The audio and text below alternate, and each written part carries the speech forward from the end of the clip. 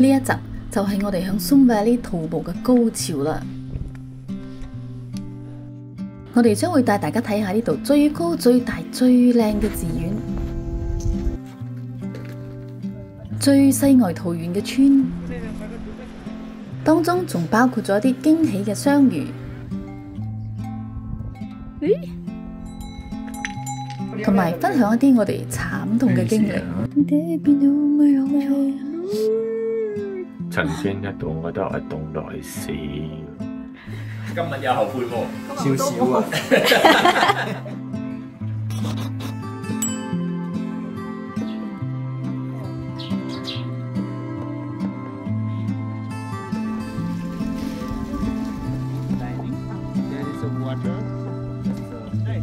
呢張係咩台嚟㗎？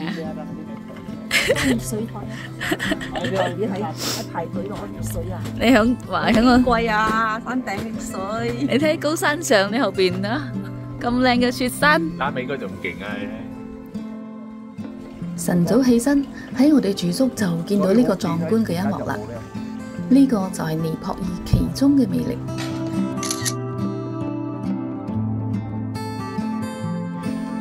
跟住帶你去睇下呢度啲得意嘅嘢啊！你睇呢個廁所幾搞笑，有個大窗口，出邊人行噶。隔籬呢個都係呢個沖涼房，沖涼房對住邊度咧？你睇下。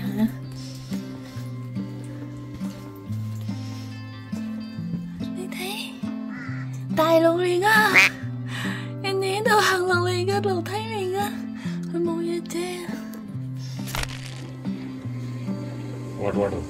廚房喺度煲緊熱水，係原始嘅柴火。早晨，早晨。好正啊！你睇個 Tibetan bread 俾你睇下。呢度細嚿先啊 ！Tibetan bread 啊，喺後邊都，我以為喺我哋喺 Tibet 啊 ，Tibet 㗎。盒子餅。Tibet 咪啲。有加蛋嘛？有加蛋。你今日嗌咩啊？pancake 加蛋。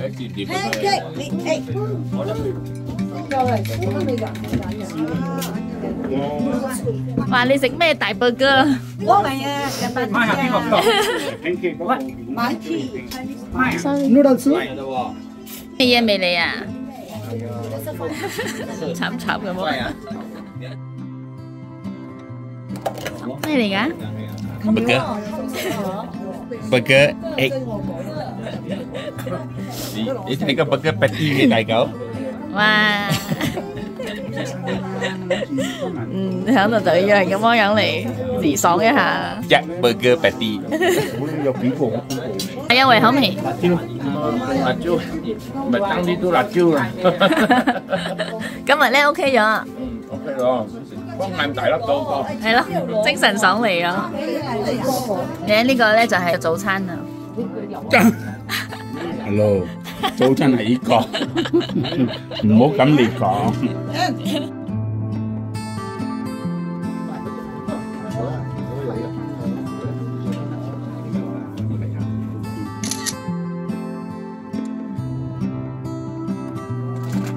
師傅喺度做緊 stretching。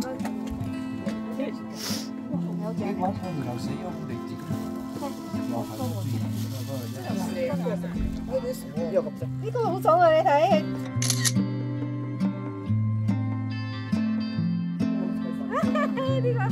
呢個嚟唱。It was from Lokpa to Kawa, a small village. Tibetan language is called Kawa. That means the earlier itinerary. Yes, our itinerary was there to spend a night over there in Kawa. 喺尼泊爾徒步，Mountain Guide 通常都會根據當時嘅路況、天氣、團隊嘅狀態等等因素，跟住再憑經驗去安排或者更改接落嚟嘅行程同住宿。係講我哋應該響卡哇嗰度住嘅，不過嗰度咧係低啲，睇唔到咁多風景，所以變咗係改咗嚟呢度仲拎個風景靚啲。出發啦！今日嘅行程咧會攀升到3000幾米嘅 Chagomba。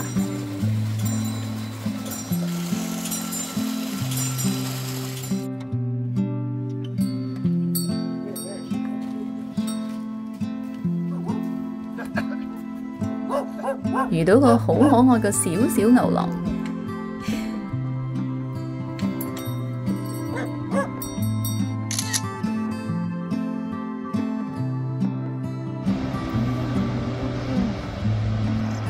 山明水秀就係呢種畫面啦。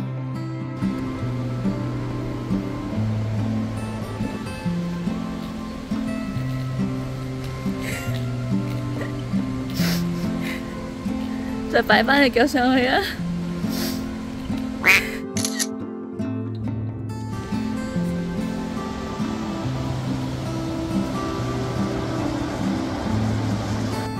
今日依然係過橋。上山、落山、休息。就是的咧。再起程。嗰邊有女仔。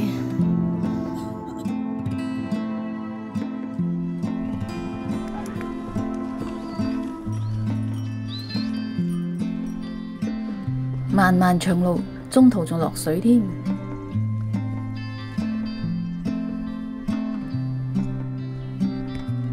穿過樹林，穿過石牆，同無數嘅馬仔同驢仔擦身而過，再穿過一個又一個嘅村莊，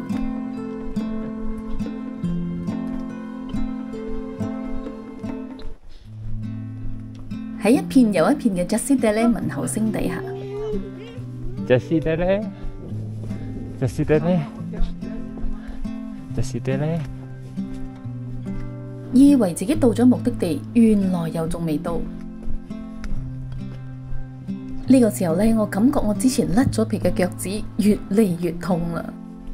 雖然已經黐咗膠布，亦都着上五指紋，但係嗰種痛嘅感覺話俾我聽，嘅腳趾應該仲傷咗。幾經辛苦，終於到啦！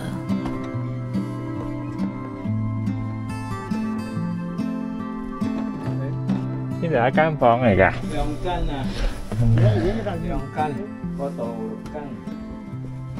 好，今晚就瞓呢度啦。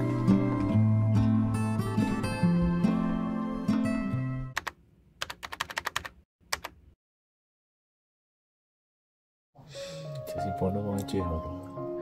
你哋變到咪好咗？你哋成塊開出嚟咗 ！Oh no！Oh no！ 可憐隻腳趾尾啊！你哋陰公啫！有時有天寒地凍喺度做咩啊？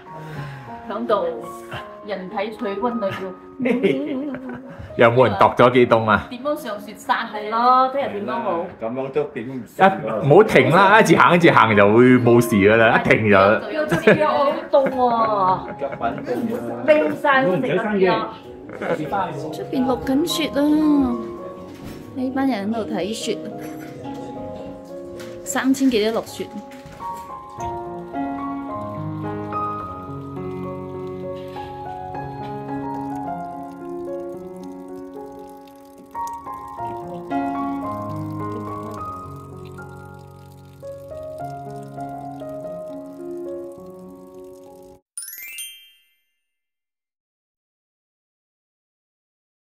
因為我鼻敏感啊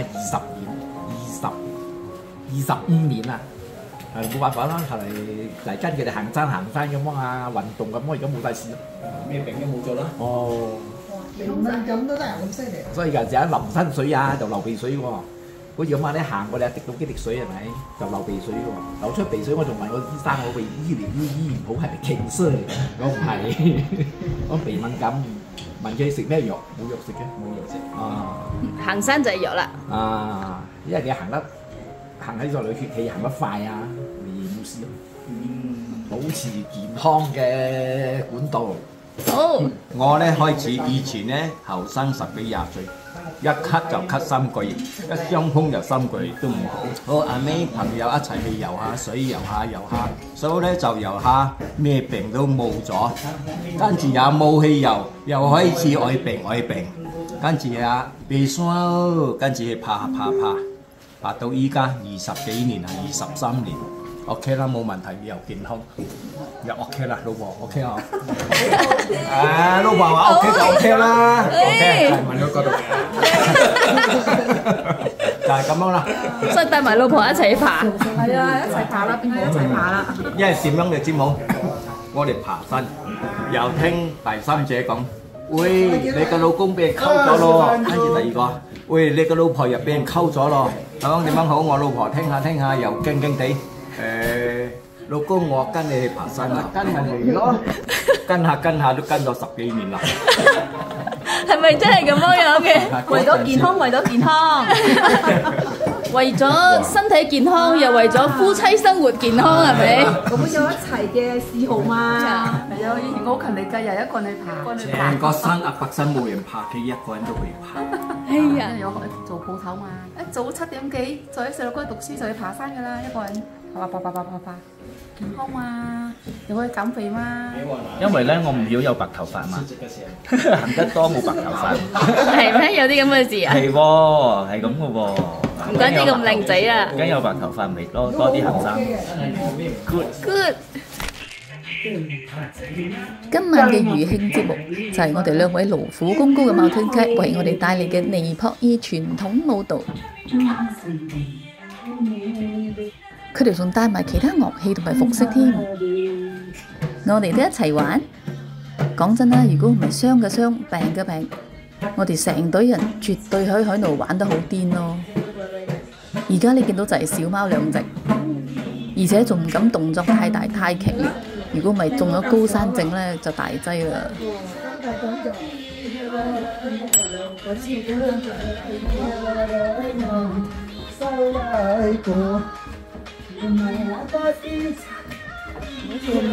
我認啦，中唔中意你嘅新舞嚇？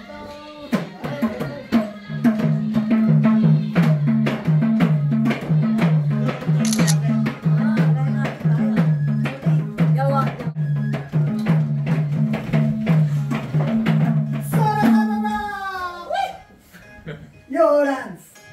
早晨，睇下出邊點樣樣。哇！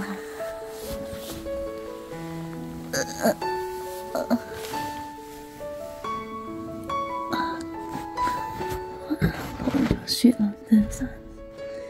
覺得唔係月光嚟，係入邊度嘅燈嚟嘅。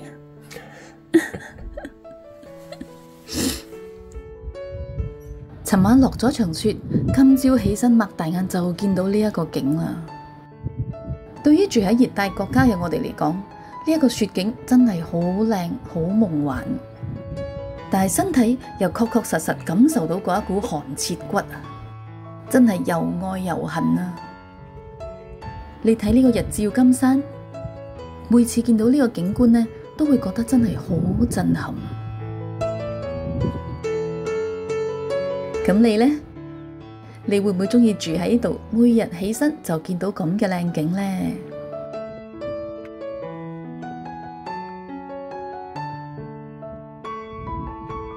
我哋住嘅呢個樸素嘅小村莊，喺呢一刻就好似被施咗魔法一樣。你望住呢個金頂，時間就好似靜止咗，有一種神聖而寧靜嘅感覺。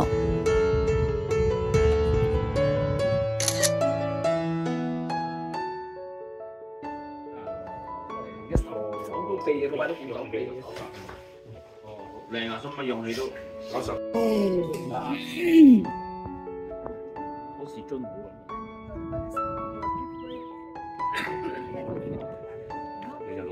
你睇喺度啲屋仔，有冇覺得呢個色彩配搭好靚呢？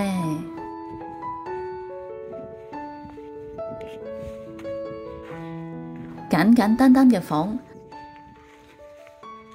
每一間望出去都係無敵山景。真係好療癒啊！大家又準備出發啦！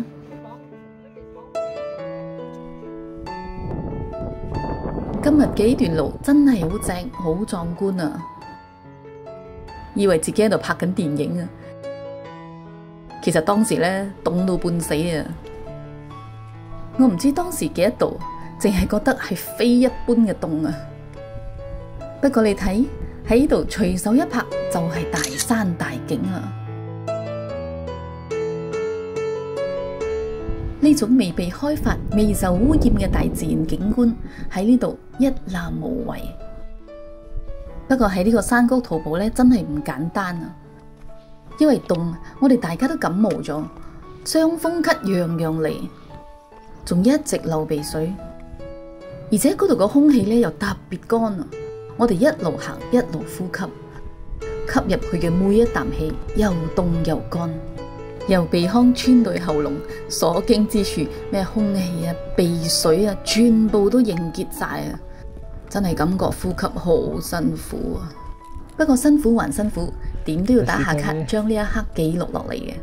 1、2、3。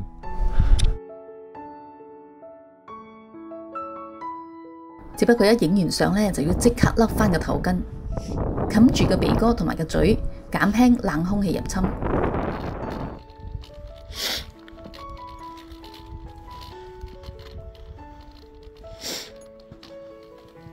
行響呢個藏族山谷入邊呢，經常都會見到呢個石頭堆砌而成嘅牆同塔，稱之為瑪尼牆。喺藏傳佛教地區，石頭被視為有生命、有靈性嘅嘢，所以石頭上呢都會刻上一啲佛經，而咁就形成咗呢一個藏嚟嘅人文景觀同埋自然景觀啦。沿路有時會見到路牌指示同前邊條村嘅距離。不過呢個唔係我哋今日嘅目的地，仲要繼續行。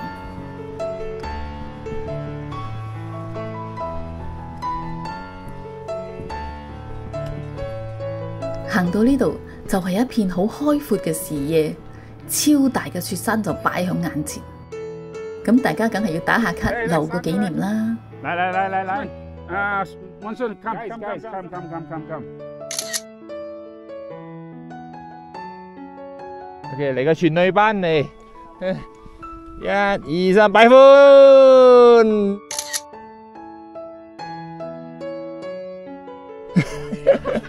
擺完款，繼續趕路。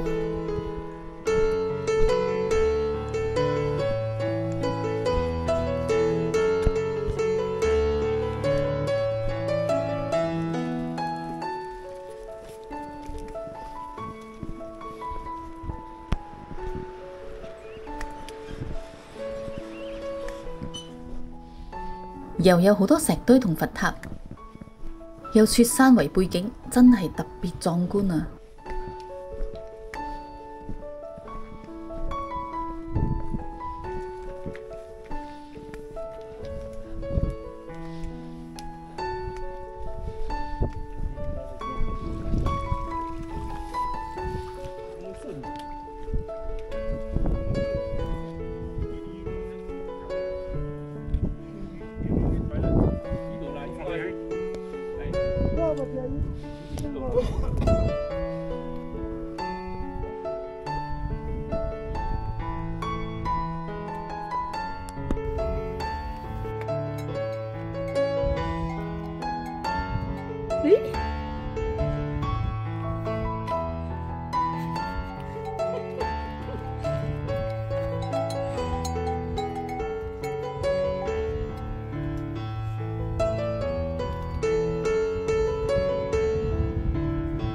呢度嘅每一個景都好似 wallpaper 咁靚。呢一座佛塔就好似天地間嘅靈性座標，同大自然和諧共鳴。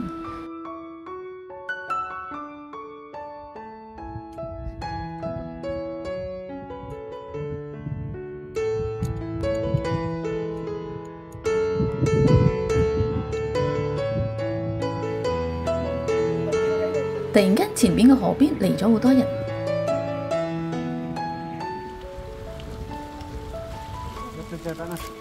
籌款就是的呢。捐錢，李橋，大家踴躍捐款。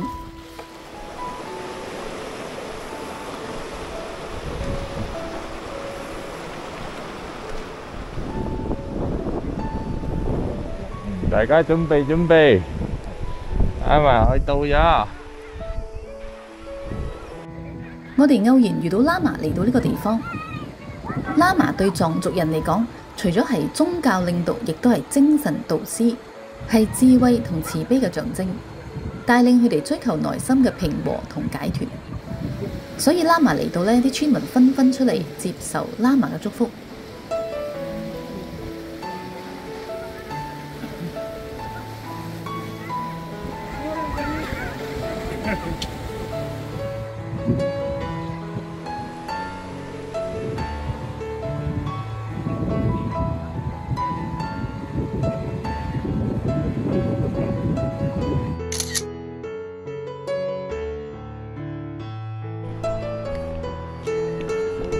呢度上，呢度，我見你哋爬上去咧，好似係啊，頭先我認得。行緊上去，感覺又嚟到另外一個世外桃源啊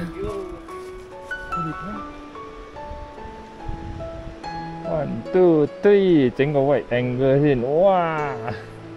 桃花樹加旗仔，必到流油啊！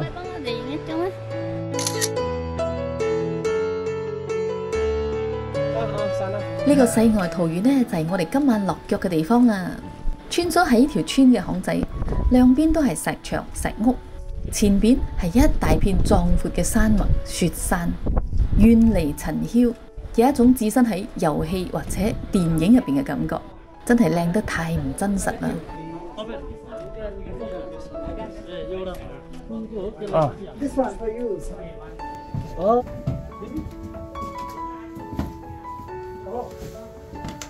唔中意我哋間新房啊？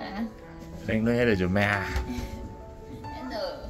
喺度攤頭啦，嚟到九棟。痛咩痛啊？自己住啊？呢度冇得叉電，其實間房幾靚。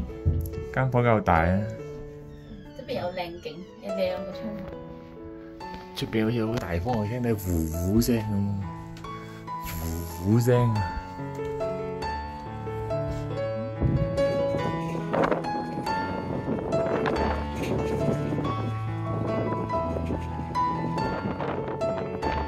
我諗佢幾值啊？頒個好市民獎俾你。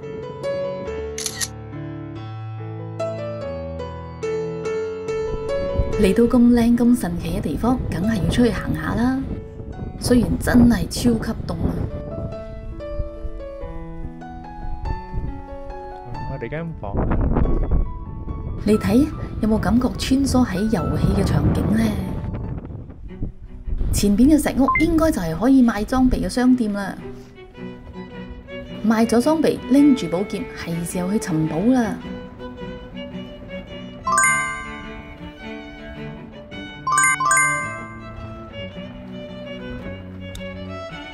神秘人出現，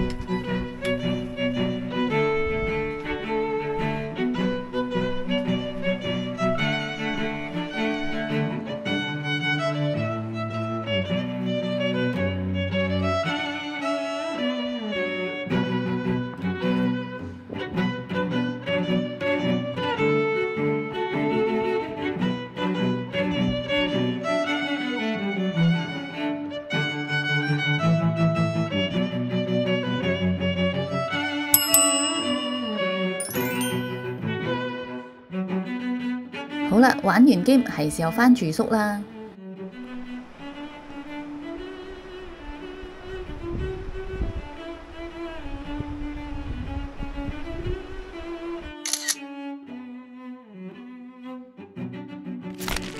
最遠想食隻腳趾，呢個戴裙冬嘅腳趾，變咗兩隻腳趾公。鏈啊！你就咁篤啊，真係白色我都唔頂。係咯，好犀利啊！係咩都咁掂啊！係阿婆啊，有隻阿媽就係咁噶啦。執仔啊！呢篤籤你好啊，篤籤啦。係啦，篤籤啊 OK 嘛？嗯，篤籤就好你幾多歲啊？我都冇睇到。嚟，我陣間幫你消毒啊！你隻皮硬啊！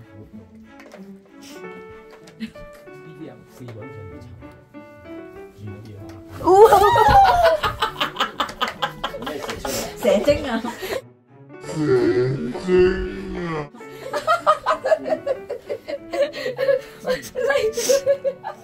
呢個唔係醫生嚟嘅，呢個真係你好嘅。嚟，10個頭啊！唔係，篤咗。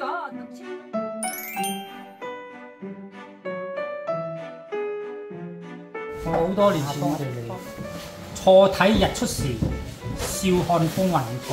哇！喺呢一刻咧，就係好似陳奕迅嘅夕陽還好，只是近黃昏。多翻8年10年嚟咧，我睇就好似你唱啊那麼。所以真係要趁早係咪？係啦。攻到頂咗係咪嗰種感覺啊？哎呦，開心，同感覺咗。未攻之前啊，好後。啊，未攻頂時好辛苦啊！點解嚟咧？一上到去咗係咪？哦，唔記得咗咯。但係下次又再唔知邊粒刪咗。新人就係咁噶啦，嗬。上啊後上咗啦。冇後悔噶啦。今日有後悔喎，少少啊。乜嘢會？今晚嘅晚餐點咗個好似麵粉龜咁嘅麵，食飽飽早唞啦大家。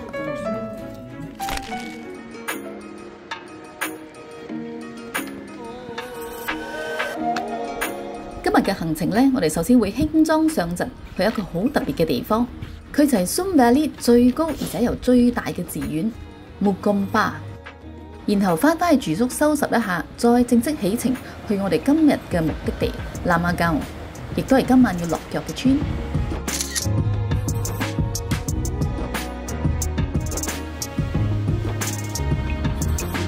今日又係一片無敵山河景色。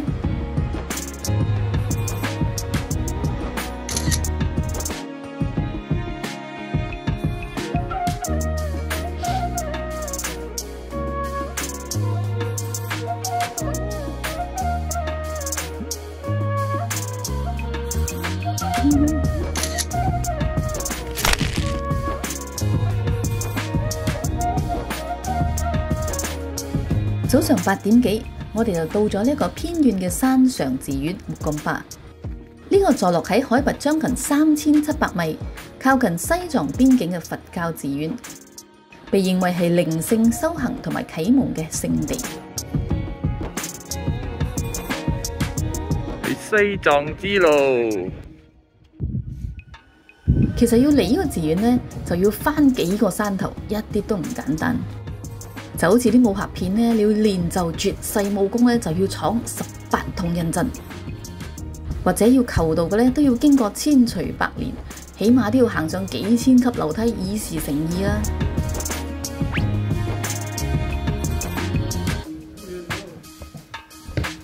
呢個寺院坐落喺喜馬拉雅山脈嘅山峰之中，被雪山環繞，離開凡塵俗世，有一種令人敬畏而又寧靜嘅感覺。寺院內充滿古老嘅神秘氣息，係藏傳佛教嘅風格。入去寺院參觀呢，係需要除鞋嘅，不過因為我腳趾傷晒呢，呢啲除鞋着鞋嘅動作呢係好痛苦㗎，所以唯有就企喺門口度影啦。聽講有啲僧侶呢係長年喺呢度修行同生活嘅。呢位僧侶咧都非常友善，笑容滿面，同我哋合照咧一啲都唔扭擰，仲好活潑添。嚟到呢個咁神聖嘅地方，梗係要好好感受下佢嘅靈氣啦。大家喺度靜心修養。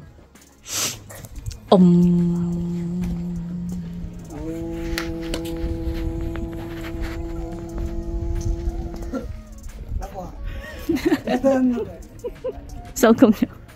山上1分鐘，山下10年功。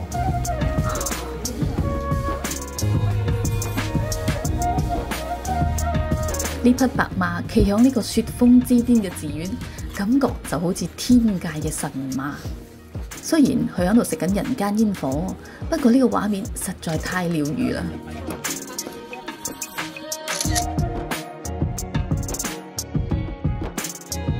跟住落嚟，帶你睇另一樣都好神嘅嘢啊！冇錯啦，就係呢度嘅茅廁啊！就係咁簡簡單單開個窿，最緊要咧，你睇下呢個茅廁嘅所在地，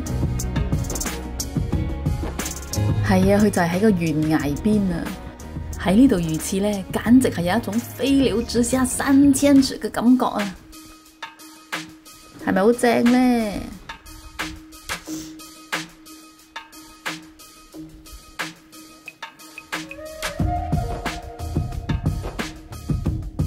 呢個寺院絕對值得嚟一趟。你試下咧？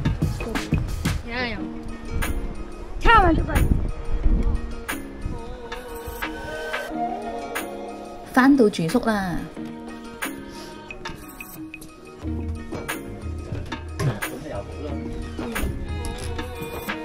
間房好亂啊，要快啲執嘢出發啦！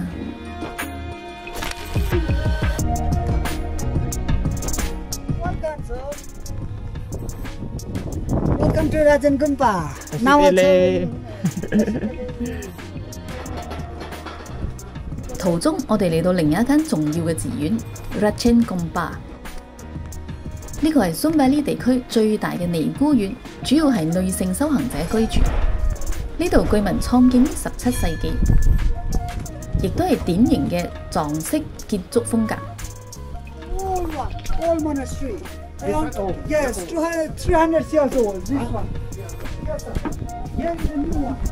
除咗宗教修養咧，寺院都會為尼姑提供教育，包括一啲佛學啊，同埋一啲世俗知識。呢度入邊咧唔可以影相嘅，而且之後咧仲落起雨啦。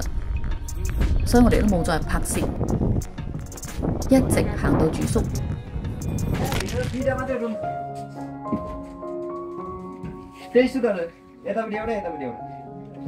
咩事啊？終於到啦！我隻腳趾尾咁樣殘忍，難呼吸。我都行到腳好痛，但係我都唔知咩痛咗，我就知道衝嘅。衝！點解咁慘啊？落咗幾滴耳尾仔啊？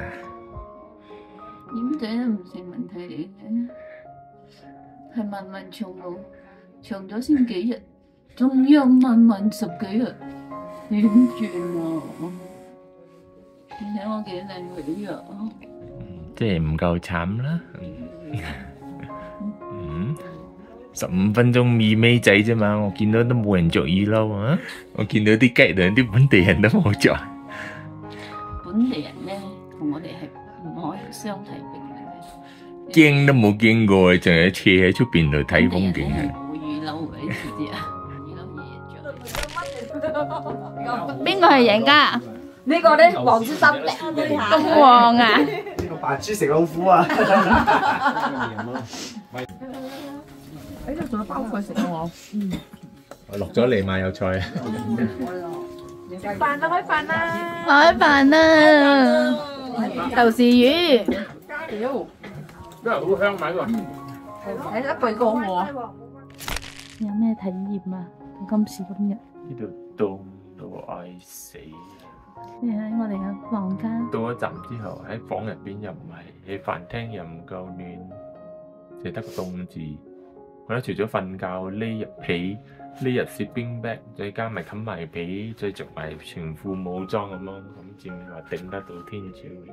去廁所就陰公咯，凍死你！去廁所仲要落樓下添。曾經一度我覺得我凍到係死，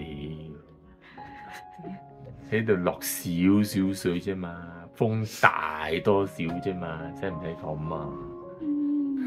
最緊要就係個飯廳唔亂。係咯，有笪地方匿都冇喎。係咯，冇地方走啊！除咗瞓入被竇同 sleeping bag， 如果唔係 no escape，cold until you die。Oh no！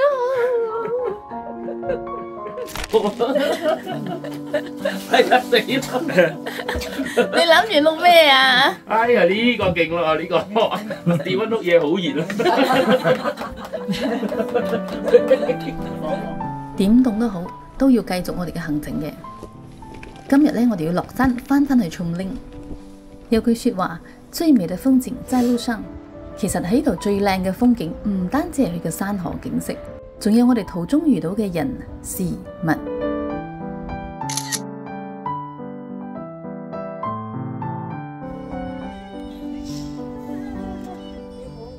幾可愛啊！收個坐喺度啊！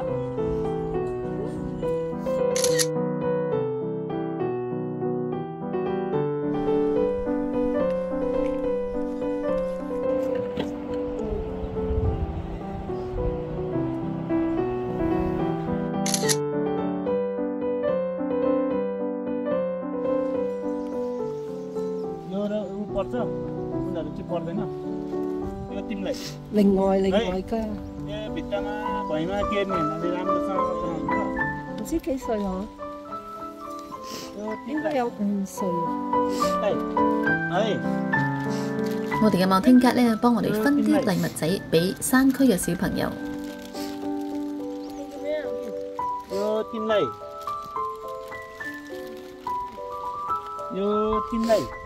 年紀細啲嘅咧就拎糖果同零食，年紀大啲嘅咧就俾佢哋文具。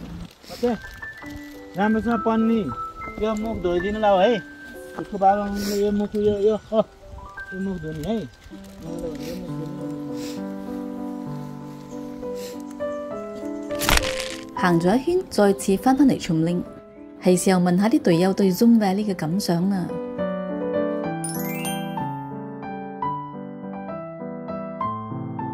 好辛苦咯，好辛苦咯，好凍咯，呢個位好大風啊！有日頭就好曬，冇日頭啊，個風吹到好凍咯。我覺得如果你唔夠 fit， 你最好唔好嚟啊！你一定要夠 fit 你至嚟啊，冇好辛苦啊。跟住嗰個空氣好乾嘛，全部都好似受傷咗咁啊，比較辛苦行啦。對我嚟講咧，係好辛苦行嗰隻啦。如果你身體好 fit 咧，應該係冇咩問題啦。不過雖然咁辛苦，但係喺嗰啲全部嗰啲景同埋嗰啲人嘅 friendliness 好值得咯。有冇後悔？後悔啊！後悔自己揀嘅咯，係嘛？不過的而且確呢度嘅有佢嘅特色。有佢嘅嗰啲所謂嘅風景啊、文化，不過的而且確本身我有咁嘅體力先啦，驚就係到所謂嘅高山症啊。不過我嚟講 so far Zoom Valley 咧幾好。睇你仲精神爽利，係好。呢個 Zoom Valley咧就唔係俾我啲一般人嚟嘅。當初嚟過地撲爾去個 Annapurna Circuit 咧，就諗住好似好輕鬆咁，好好行嘅喎，行下，一日過一日咁樣行下休息咁樣，好似好爽喎！翻到去 tea house 又有暖爐，哇，又有靚嘢食咁樣，雖然餐係咁上下啦。冇啊 Annapurna Circuit 都冇特別靚嘢食嘅。唔係特別靚嘢食啦，不過翻到去又有嘢食，又暖暖地，仲有時間睇下書啊啲咁樣。你呢度咧，淨係得個凍字，跟住咧又傷埋，嗰隻腳趾又殘晒。其實咧，有病有痛嗰陣時咧，就係最慘噶啦。你行呢一個山，因為你去嘅環境係幾惡劣嘅。我嗰度睇到啲當地人咧，佢哋一出世啊，就喺呢個好惡劣嘅環境。對我嚟講係好惡劣環境，因為佢哋冇暖氣，又冇暖爐，所以佢哋係可以生存到咧，係一個好鬼死犀利嘅嘢。跟住咧又病又痛咧，嗌得暈咧，真係已經夠慘啦！我而家咧又病又痛啊，仲要再上4000啊！前天睇下點死啊！一個日每一日行太多個鐘咯，我覺得6至8個鐘，日日都係咁嘅樣。之前我哋行有啲4個鐘、6個鐘，有幾日係8個鐘啫，都係比較辛苦咯。第二咧就係喺度凍到鬼死咯，我都懷疑係咪就 reach 咗0度。之前我睇過 negative 啊，係啊，因為咧落雪嘛，加上啲餐廳，依間餐廳都仲好，仲暖暖地。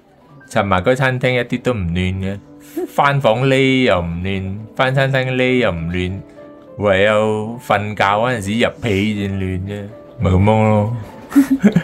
真係好辛苦咯，雖然個景好靚啦。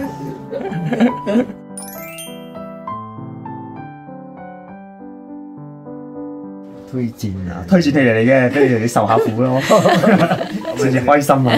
大家齊齊你受苦啊！係啊，真係好辛苦啊！哦，真係唔係淨係得我一個。係好辛苦，不過it's a lifetime experience，very good，worth coming。你得苦你就嚟啦，因為呢個真係一個好辛苦嘅 trail，long hours walk 又鬼死咁凍，雖然個景都好靚啦，不過係會係好辛苦又靚景嘅 trail 咯。當然想睇到唔同嘅嘢，可以值得嚟。下一集我哋將會離開蘇達利，繼續邁向 Manaslu 路線，去到個意想不到嘅豪華山區住宿。仲有暖爐添，我哋已經好耐冇試一夜，遇到更多可愛嘅人事物，再去到意想不到嘅仙境，仲經歷一啲意想不到嘅痛苦，有少少黑眼瞓添，一陣先。一日比一日越嚟越長時間，越嚟越長時間啦！真係行到我哋都唔知邊度係終點。想知道我哋接落嚟嘅命運係點呢？記得訂閱啦！中意呢條片嘅朋友，幫手點個 like 同埋分享出去俾你啲 friend。下集見。